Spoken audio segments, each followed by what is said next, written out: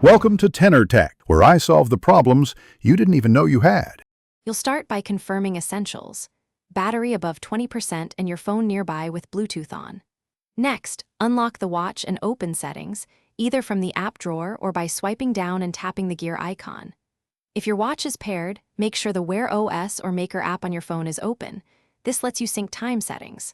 Once done, navigate to System or General in Settings so you can access date and time controls and begin adjusting the clock.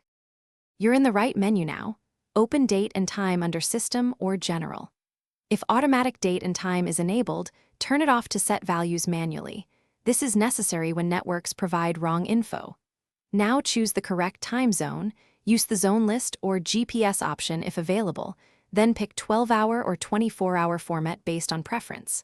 Finally, tap Set Time and adjust hour and minute precisely. Make sure AM or PM is. Save your changes and force a sync with the phone through Bluetooth or the companion app. This ensures apps and watch faces update right away. Check the watch face and any clock widgets to confirm the time.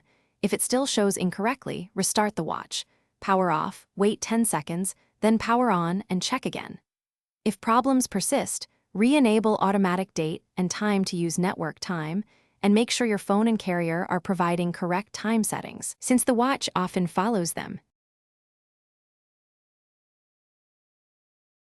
Thanks for watching. Subscribe to keep your life in tune.